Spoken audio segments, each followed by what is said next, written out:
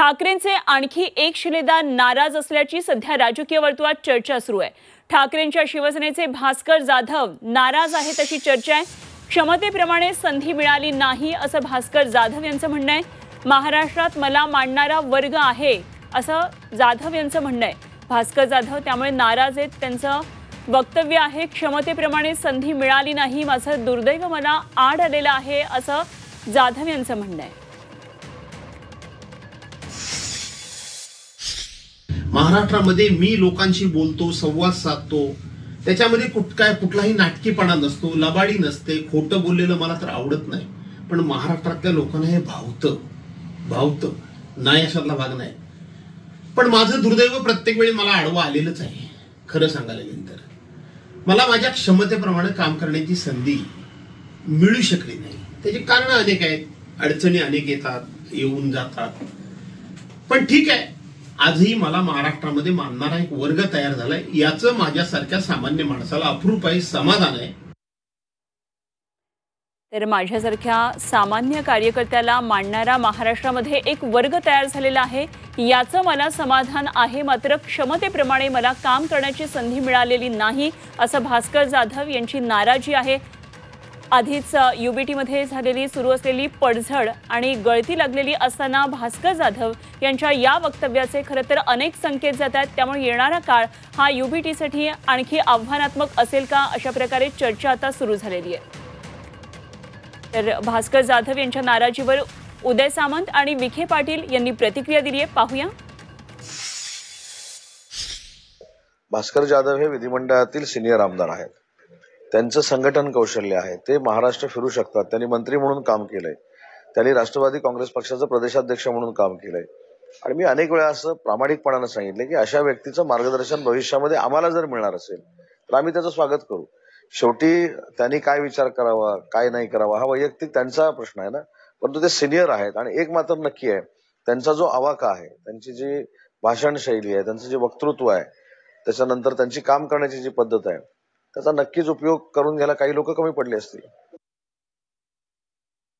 भास्करराव हे माझे अतिशय जवळचे मित्र आहेत आणि काही अन्याय सहन करणारा तो नेता नाही आहे। निश्चितच भविष्याचा त्यांनी काही विचार केला असेल त्याचं स्वागतच आहे।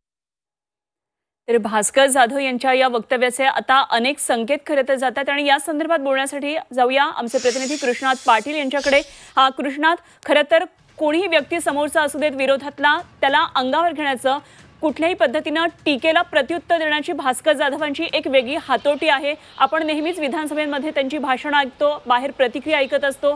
अत्यंत प्रखर असं वक्तव्य, असं खरं तर ज्यांची वक्तृत्व शैली, असे खरं तर हे नेते आणि मला संधी मिळत नाहीये माझ्या क्षमतेप्रमाणे, ही त्यांची खंत आहे। एकतर ही खंत कितपत बरोबर आहे आणि त्यांच्या या वक्तव्याचे काही वेगळे संकेत आपण समजायचेत का? नक्कीच हे ज्या प्रकारे खंत त्यांनी व्यक्त केलेली आहे, कारण राष्ट्रवादी काँग्रेस सोडून त्यांनी शिवसेनेमध्ये प्रवेश केला होता, तो एका अपेक्षेने केला होता की कोणतं तरी मोठं पद मिळेल आणि तसंच सरकार आल्यानंतर त्यांना डावलून उदय सामंत आणि दीपक केसरकर यांना मंत्री केलं गेलं शिवसेनेमध्ये, परंतु भास्कर जाधव यांना मात्र मंत्रिपद दिलं गेलं नाही। याचा एक राग जो आहे तो तेव्हापासून त्यांच्या मनामध्ये आहे, नाराजी आहे ती तेव्हापासून त्यांच्या मनामध्ये असलेली पाहायला मिळते।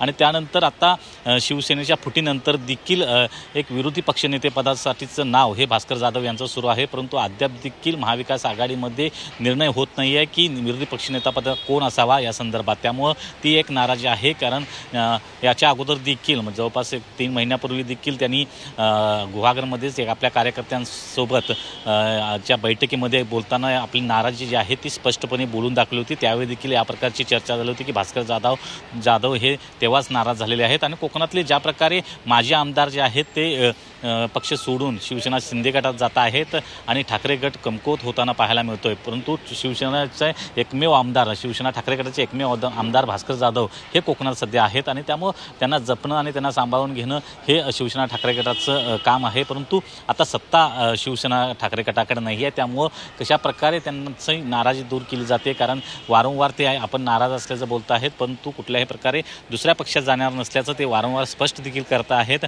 आणि ही जी खंत आहे की माझं दुर्दैव आहे की मला कुठलं माझ्या क्षमतेप्रमाणे काम मिळालं नाही. जरी राष्ट्रवादी काँग्रेसमध्ये असताना प्रदेशाध्यक्षपद त्यांना दिलं गेलं होतं. शरद पवार यांनी त्या संदर्भातला निर्णय घेत त्यांना प्रदेशाध्यक्षपद दिलं होतं. होय होय. तशा प्रकारची मोठी जबाबदारी आहे ती शिवसेना ठाकरे गटामध्ये दिली जात नसल्याची एक खंत ते बोलून दाखवत आहेत. खरंय. आणि जसं आता विरोधकांमधून ज्या सत्ताधाऱ्यांमधून ज्या प्रतिक्रिया होत्या आणि युबीटीचे जे विरोधक आहेत त्यांच्याही प्रतिक्रिया होत्या की त्यांच्या क्षमतांचा खरोखरच वापर होत नाहीये, तेव्हा निश्चितच त्यांनी जर गायडन्स केला तर आम्हाला ते आवडेल असंही खरं तर आता उदय सामंत म्हटले होते. त्यामुळे कशा पद्धतीने सगळं आता प्रकरण पुढे जाते बघावं लागेल. धन्यवाद कृष्णा दिलेल्या सगळ्या सविस्तर माहितीसाठी.